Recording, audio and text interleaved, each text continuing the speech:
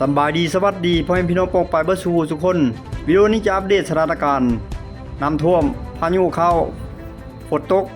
วันที่3เดือน10ปี2025หรือว่าวันที่3ตุลาพุทธศักราช2568ทุกคนเลยสถานการณ์มื้อนี้อัปเดตล่าสุดทุกคนตอนเช้า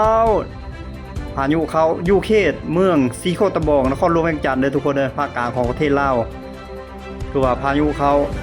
อยู่แถวเขตภาคกลางทางตอนใต้ทางซอนเขตผมก็มีฝนตกปล่อยปลาอยู่ได้ทุกคนได้จุดนี้บ้านด่านช้างเมืองไซธานีนครหลวงเวียงจันทน์คือว่าทีมกู้ภัยกำลังเร่งรีบเข้าไปช่วยเหลือชาวบ้านหรือประชาชนผู้ที่ติดค้างอยู่ข้างในคนเครื่องคนของสัมภาระต่างๆเข้าไปช่วยเหลือแล้วก็คนอพยพหนีมีรายงานว่าจะปล่อยน้ำเคลื่อนอีกในช่วงนี้แหละทุกคนได้บางจุดบางเขตน้ำก็ได้ลดลงแต่ว่าสภาพที่เห็นขี้ตมขี้โคลนติดคราบทรงเสื้ออยู่ในตู้เสื้อผ้าแพร่อย่างต่างๆนี่มีแต่ขี้ตมขี้โคลนติดเบิดทุกคนเลยนี่สภาพทางเหนือลาวเหนือเด้อตีนเด้อหมู่บ้านที่ตั้งอยู่ตามริมแม่น้ำตีนภูเขาทุกคนเลยอันนี้ทางแขวงเสียงขวางสถานการณ์ทางแขวงเสียงขวางเด้อพี่น้องเด้อจากนั้นกลับลงมาเบิ่งสถานการณ์น้ำท่วมอยู่ที่ทางภาคกลางของประเทศลาวนั่นก็คือแถวนครหลวงเวียงจันทน์แถวแขวงเวียงจันทน์แถวเขตเมืองทุรคมโพนโฮงพี่น้องเอ้ยตัวสถานการณ์น้ำท่วมป้าทั้งพี่น้องเอารถเก๋งรถยนต์คันนี้นี่เอาขึ้นเรือเพื่อจะอพยพออกจากหมู่บ้านไปในเขตที่จุดสูง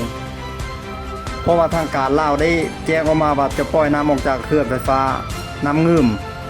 อีกเนาะประมาณ 2-3 วันทุกคนเลยนี่คือเหตุการณ์ที่เกิดขึ้นอยู่ประเทศลาวในช่วงปัจจุบันนี้ทุกคนเลยวันนี้วันที่3ตุลาปี2568นี่คือทีมงานกู้ภัยสาวนครหลวงเวียงจันทน์ทุกคนเลยสาวกู้ภัยนะกว่าทุกคนทีมงาน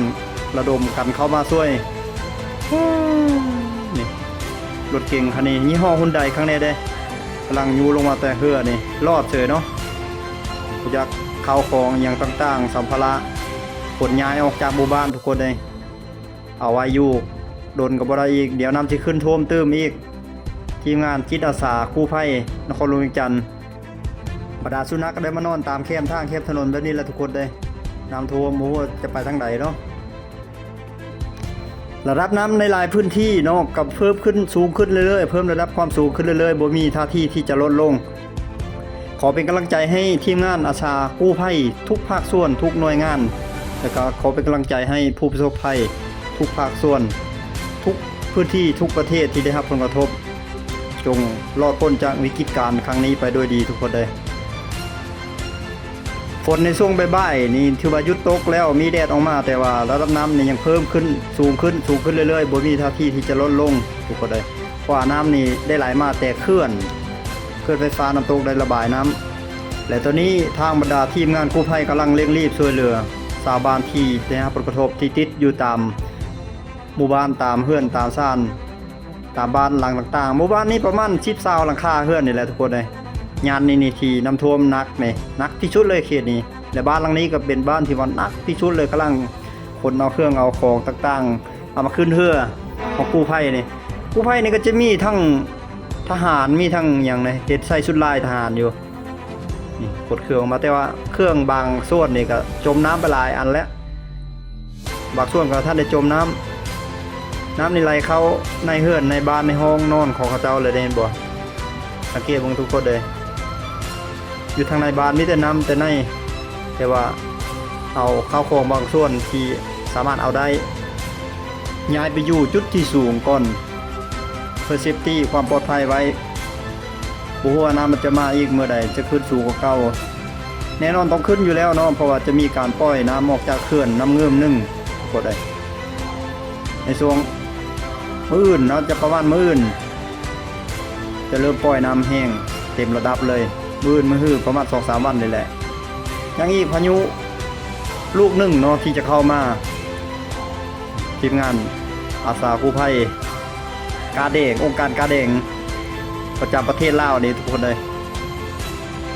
คือว่าลงพื้นที่ช่วยเหลือเช่นเดียวกันเนาะขอเป็นกำลังใจให้หน่วยงานสู้ๆทุกคนเลย เป็นกำลังใจให้ทุกคนทุกภาคส่วนที่ลงมาช่วยเหลือสู้พร้อมกันผ่านพ้นวิกฤตการครั้งนี้ไปด้วยดีอันนี้คือกาแดงทีมงานเจ้าหน้าที่ตำรวจตำรวจลาวทุกคนเลยลงไปช่วยเหลือชาวบ้านที่ได้รับผลกระทบอยู่ในเขตเมืองโพนโฮงเมืองทุรคมเมืองหลายๆเนาะแถวเมืองไซธานีนครหลวงเวียงจันทน์แถวนี้ลงมาใช้บริคันปากกระดิ่งบริคัมไซการระดมทุนเนาะเมืองบริคันอันนี้แขวงบริคัมไซภาคกลางของประเทศลาวทุกคนเลยนี่คือว่าเพิ่มการระบายน้ำเนาะมีแจ้งการออกมาจากทางการเป็นที่เรียบร้อยแล้วจะระบายน้ำออกน้ำเงืมนึ่งทุกคนเลยจะได้ปล่อยออกเนาะเริ่มปล่อยแต่มื้อนี้แหละเพิ่นว่าจะเริ่มปล่อยแต่มื้อนี้แต่ว่าจะปล่อยไปอีกประมาณสัก 2-3 วันจนกว่าจะวิทย์พายุเนาะอันนี้เขตบ้านนาง่าเมืองนาไซทองนครหลวงเวียงจันทน์ทุกคนได้สถานการณ์น้ำท่วมวันที่3ยังคงท่วมอยู่แต่ว่ารถนี่สามารถแล่นไปเล่นเบื้องนี้ข้างมื้อนี้ได้อยู่ถนนนี่ข้างเบื้องขวาเลนขวานี่อาจจะเลิกแน่จังหน่อยอาจจะเลิกรถเก่งรถจักรรถมอเตอร์ไซค์นี่สามารถไปเบื้องซ้ายเลนซ้ายนี่ได้อยู่เฮ้ยเลนขวากู้ภัยเร่งช่วยเหลืออยู่ติ๊กๆทุกคนเลย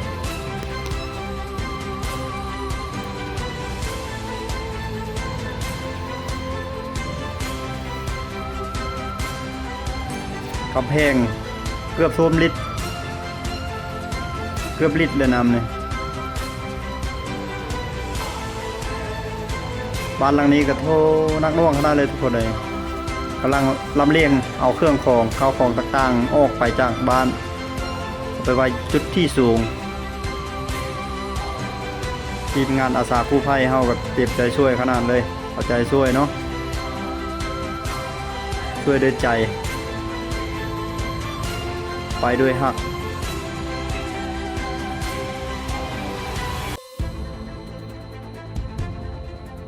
สังเกตเห็นว่าน้ำนี่ใกล้จะลิดกำแพงแล้ว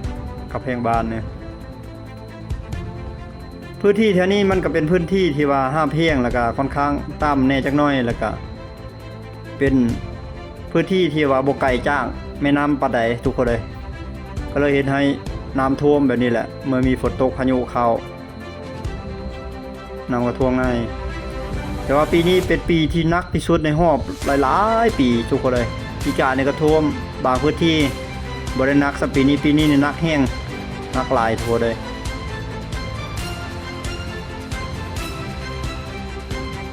ทีมงานอาสากู้ภัย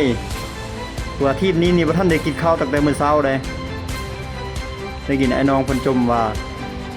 กำลังว่าจะกินข้าวตอนประมาณตอนเที่ยงนี่แหละตอนเที่ยงวันบ่ายเนี่ยประมาณนี้แหละตอนนี้ละน้ำนี่มันท่วมขังเลยทุกคนเลยแถวนี้เขตนี้มันบ่ได้ไหลแห้งมีแต่มันยืงขึ้นขังขึ้นแล้วก็เพิ่มระดับขึ้นสูงขึ้นมันบ่ทันได้ลงพี่น้องน้ำนี่บ่ทันได้ลงมันมีแต่จะขึ้นสูงขึ้นเรื่อยๆนั่นคือสาเหตุที่ชาวบ้านต้องได้อพยพทางการได้เร่งอพยพชาวบ้านออกกู้ภัยได้เร่งช่วยเหลือชาวบ้านนี่เข็นเอาเครื่องเอาของออกจากบ้านไปอยู่จุดที่สูงไกลๆพุ่นแหละมันได้ท่วมเป็นวงกว้างเลยเครื่องของบ่จักแอนี่มันยี่ห้ออย่างได้พี่น้องปลดออกเนาะเขาบ่ปลดก็ย่ำน้ำท่วมมันก็สิเกิดความเสียหาย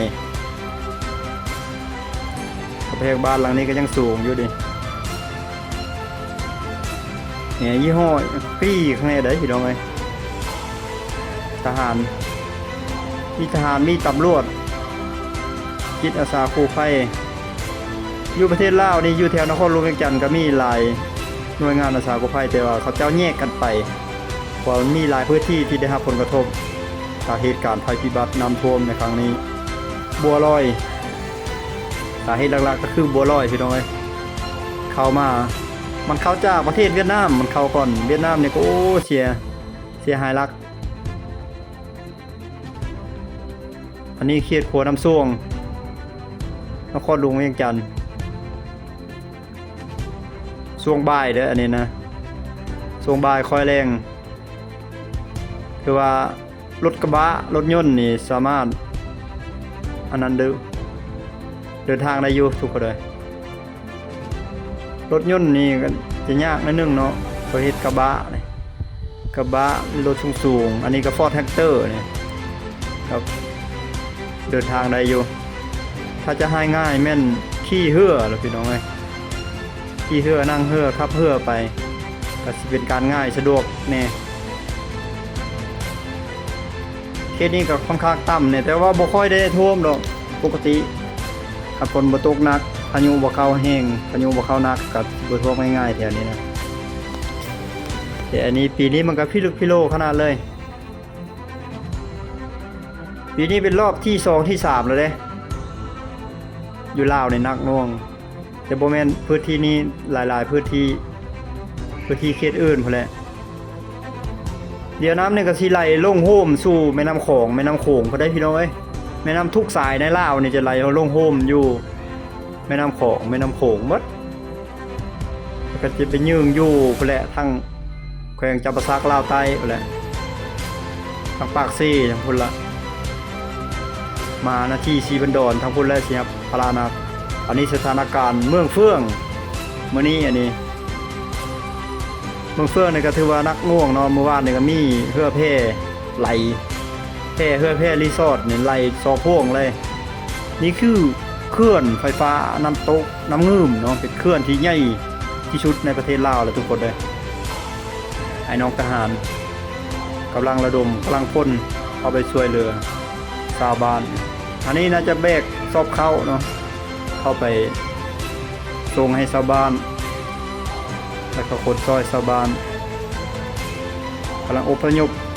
ชาวบ้านออกจากพื้นที่เสี่ยงภัยอันตรายก็จะมีข่าวสารอาหารแห้งต่างๆเข้าไปช่วยเหลือชาวบ้านทุกคนเลยร่วมแห่งร่วมใจกันเนาะปรัดในสงสารแต่ผู้เฒ่าเด็กน้อยผู้ยิ่งถือผ้าหรือผู้ยิ่งตั้งครรภ์ตั้งท้องแล้วก็บรรดาสัตว์เลี้ยงน่าสงสารแห้งบางหมู่บ้านบางเขตนี่จะมีหมูมีไก่เนาะฟาร์มหมูฟาร์มไก่นี่จะเคลื่อนย้ายยากถูกน้ำท่วมแล้วก็ตายบักหลายๆประเภทหมูพันซีนพันอย่างนี้บัดนั้นมีอยู่คลิปวิดีโอนึงที่ว่าฟาร์มหมูฟาร์มไก่แห่งหนึ่งเนาะที่ว่าน้ำกำลังจะท่วมแต่ว่าอดสงสารบ่ได้ก็เลยบ่กล้าเอามาลงยันจะผิดกฎชุมชนของ YouTube แล้วก็วิดีโอนี้เฮาสังเกตเห็นว่าเมื่อกี้นี่บรรดาข้าวหน้าเนาะที่ว่ากำลังสุกกำลังเหลืองอยู่กำลังเป็นสีทองทุกคนได้บอกเขากำลังเป็นสีทองสองฟ้าข้างทางในบางให้นี่ก็คือสิแม่นตั้งทองตั้งคันเลยทุกคนได้อันนี้บรรดาการจะตั้งภาครัฐดอกก็ได้รวมทุนเข้าไปช่วยเหลือข้าวสารอาหารแห้งเพื่อช่วยเหลือชาวบ้านที่ได้รับอุทกภัยภัยพิบัติจากพายุบัวลอยในครั้งนี้